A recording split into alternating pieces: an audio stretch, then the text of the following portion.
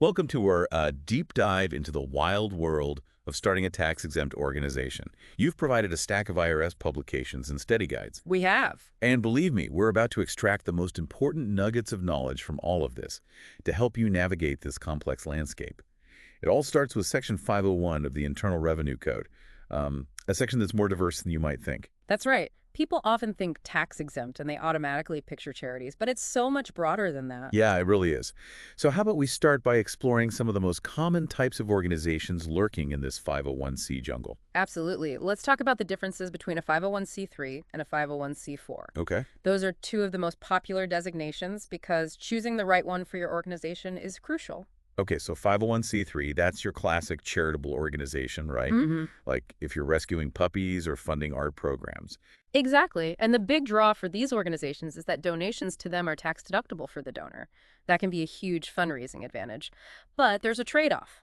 501c3s have strict limitations on political activities. So if you're envisioning your organization leading protests or endorsing candidates, a 501c3 might not be the best fit. Precisely. That's where 501c4 come in social welfare organizations.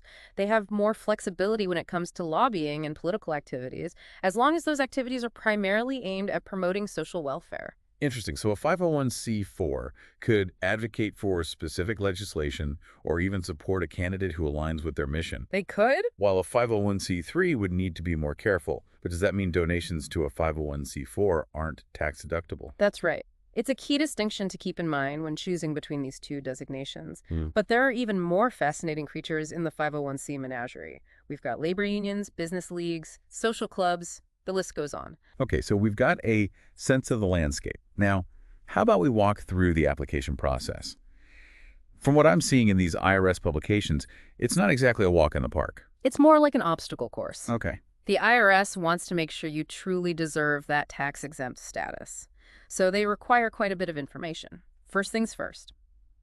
You'll need to determine which form to file based on the type of organization you're starting. There's a specific form for each category. And I'm seeing here that incomplete applications are a big no-no. Oh, yeah. The IRS will send it right back, which delays the whole process. Absolutely.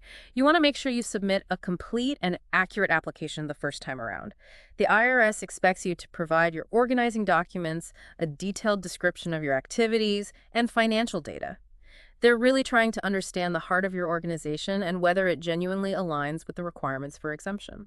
Makes sense. They're trying to prevent abuse of the system. Exactly. And speaking of hoops to jump through, did you know electronic submission through pay.gov is now mandatory? Oh, wow. No more paper forms, and of course there's a user fee. So it's not just about paperwork. There's a financial commitment involved, too. Right. What happens once the application is submitted? Is it a thumbs up or thumbs down situation? Well, the IRS will review your application and issue a determination letter. Think of this as their official verdict. It's the document that officially recognizes your tax-exempt status. So that determination letter, that's the golden ticket. Yes. But what if the IRS doesn't grant you tax-exempt status? Is there anything you can do?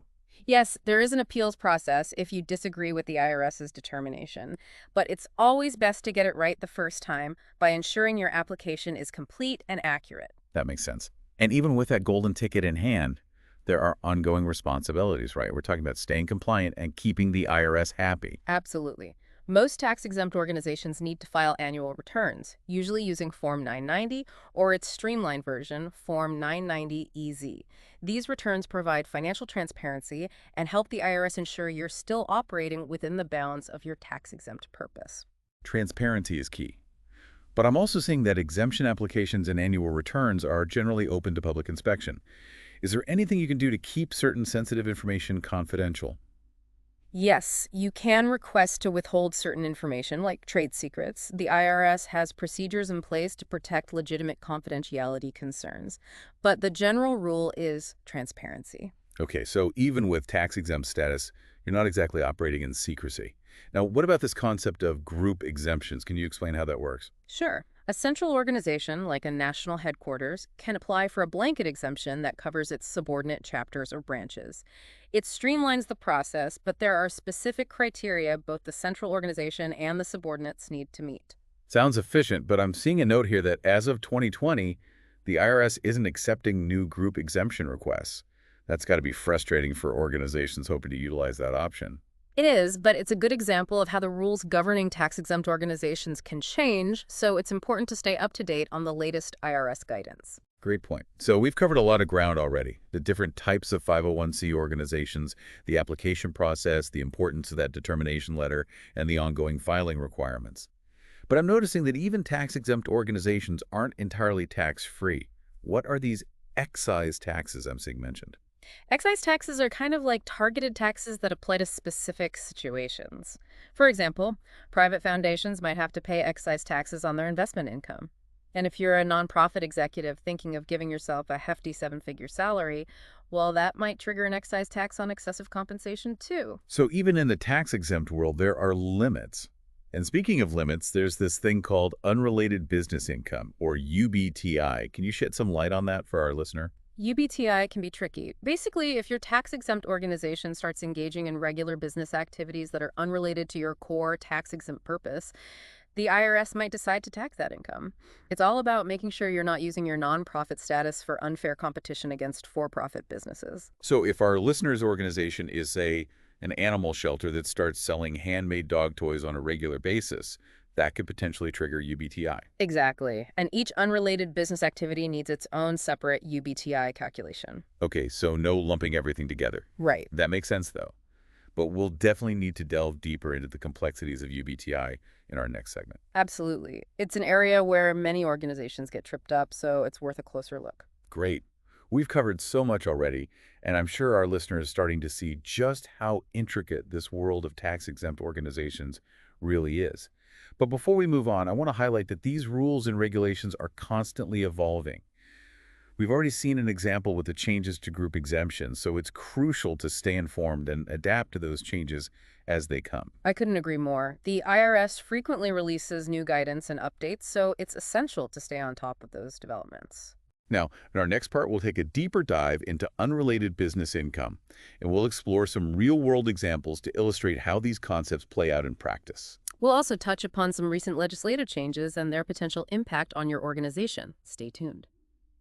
Welcome back. Last time we explored the 501c landscape and the application process. Now let's tackle a topic that can be a real head-scratcher. Yeah. Unrelated business income, or UBTI. Yeah, UBTI trips up a lot of organizations. Yeah. It's essential to understand what it is and how to avoid any unexpected tax bills. Right. Remember, we're aiming to give you the knowledge you need to confidently navigate this process. So remind us, what exactly is UBTI? It's income that your organization generates from activities that are unrelated to your core tax-exempt purpose. Think of it this way. The IRS wants to make sure you're not using your nonprofit status for unfair competition against for-profit businesses. So let's say you're running an educational nonprofit and you decide to open a coffee shop on the side. Could that be considered UBTI? It might be. The IRS would look at how regularly you're running the coffee shop, Why? how you're marketing it, and whether it's something typically done by for-profit businesses. Okay, so a one-time bake sale fundraiser is probably fine. Right. But a full-blown year-round bakery operation might raise some red flags. Exactly. And each unrelated business activity needs its own separate UBTI calculation. So if your nonprofit also had that gift shop we talked about earlier, you'd calculate UBTI separately for the coffee shop and for the gift shop. No sneaky offsetting allowed. That makes sense, though. But I'm seeing in these IRS publications that not all UBTI is bad. How is that possible? That's an important point. There are situations where UBTI can actually help your organization further its mission. Okay. Imagine your educational nonprofit has some extra office space. Instead of letting it sit empty, you rent it out to a tutoring company. That sounds like a smart move. You're generating income, and you're supporting a business that aligns with your educational mission. Precisely. The key is that there's a clear connection between the unrelated activity, the renting of office space, and your exempt purpose providing educational opportunities. So it's all about finding that balance between generating income to support your mission and staying true to your core purpose. But I imagine there are limits to how much UBTI the IRS will tolerate. There are. If UBTI starts to make up a significant portion of your overall revenue, it could trigger some scrutiny. The IRS wants to see that your primary focus remains on fulfilling your tax-exempt mission. This is where those IRS publications and resources you provided come in handy. Definitely. They can help you navigate the nuances of UBTI and make informed decisions. Absolutely. It's always best to consult with a tax professional, too. They can help you analyze your specific situation and ensure you're on the right side of the IRS. Sound advice. Now let's zoom back out and revisit those 501c designations. I Oh, know we touched on them earlier, but I'm realizing that choosing the right one is like laying the foundation for your entire organization. it is. It determines everything from your tax obligations to your ability to engage in certain activities. So let's break it down even further. We talked about 501c and 501c4. What are some other key designations you think our listeners should be aware of? Let's talk about 501c7 organizations. Okay. Those are your social and recreational clubs. Think fraternities, country clubs, hobby groups. Ah, the organizations that make leisure time even more enjoyable. Exactly. Their tax-exempt status allows them to operate without paying taxes on membership dues and other income. So if you're starting a book club or a sports league, a 501c7 designation might be a good fit. But what are the catches? Well, 501c7 organizations have to have a limited membership base, Okay. and they need to primarily serve recreational purposes. Okay, so you can't run a for-profit business under the guise of a social club. Precisely. The IRS is pretty good at sniffing out those kinds of schemes. It's amazing how much variety there is within Section 501. But with so many options, how do you know you're picking the right designation for your organization? That's where careful planning comes in. You need to clearly define your mission and your activities. Think about your fundraising goals, your desired level of political involvement, and your long-term vision. It's like choosing the right vehicle for a road trip. Are you going solo in a sporty convertible? Or are you packing up the minivan for a family adventure? The choice depends on your destination and your needs. I like that analogy. And just like with a road trip, it's a good idea to have a map. Those IRS publications you shared are a great place to start. They provide detailed information on each designation and its requirements. And don't hesitate to reach out to a tax professional for guidance. They can help you make the most informed decision for your specific circumstances. Now, in our next segment, we'll bring all of this together and explore some real-world examples of organizations that have successfully navigated the tax-exempt world and others that have hit some bumps along the way. We'll see how these concepts play out in practice and offer some final takeaways to help you make the best choices for your organization. Stay tuned. Welcome back to our final part of our deep dive. We've covered a lot of ground from the different types of organizations to those tricky rules around unrelated business income. Now let's see how this all plays out in the real world with some specific examples. That's a great way to bring it all together. Real-world examples can really help you understand the nuances of these concepts and how crucial it is to make informed choices. Right. And I'm always up for a good story, especially when it involves the IRS. Seeing an example here about an organization, let's just call them Save Our Parks, Okay. that stumbled a bit when choosing their 501c designation. Oh, Save Our Parks is a classic case of how important it is to align your goals and activities with the right designation. They were doing amazing work, cleaning up parks, planting trees, organizing community events, but they had a secondary goal that tripped them up. What was it? I'm assuming they were aiming for 501c3 status, given their focus on environmental conservation. They were, but they also wanted to actively lobby the local government to increase funding for park maintenance and pass stricter environmental protection laws. Okay.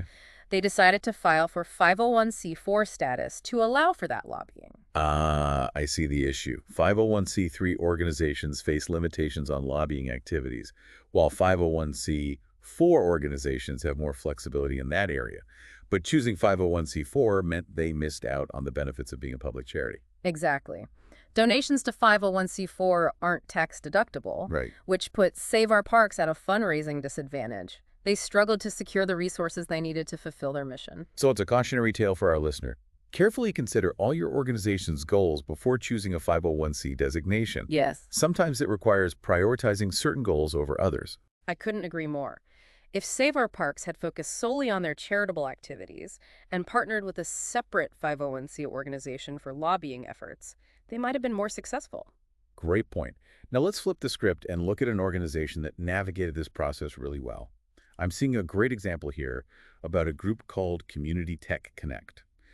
They wanted to provide free technology training to low-income communities. That's a fantastic mission. Bridging the digital divide is so crucial these days. Did they go for 501c3 status? They did, and they were incredibly strategic about it.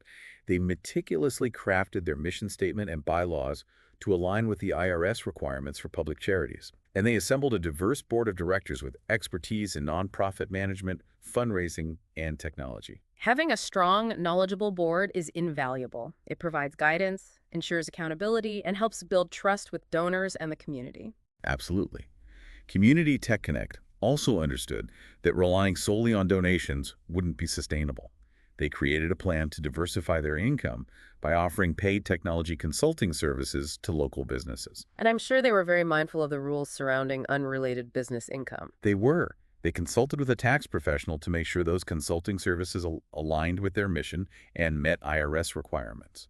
And they kept impeccable financial records, demonstrating transparency and accountability. That's the key. The IRS wants to see that you're managing your finances responsibly and not abusing your tax-exempt status. Community Tech Connect became a thriving hub for digital literacy and empowerment. Their success shows that with careful planning, a solid team, and a commitment to compliance, achieving your mission as a tax-exempt organization is absolutely possible. It's inspiring. Their story is a testament to the power of strategic decision-making and a dedication to serving the community.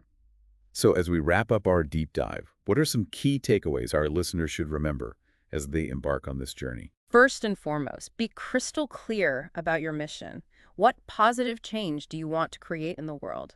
Let that mission guide every decision you make. And don't underestimate the power of teamwork. Yes. Build a strong board. Surround yourself with experts who can provide guidance and support and connect with other organizations in your field. And of course, compliance is non-negotiable. Treat those IRS publications as your roadmap and consult with a tax professional to ensure you're staying on the right path. Yeah, it's all worth it.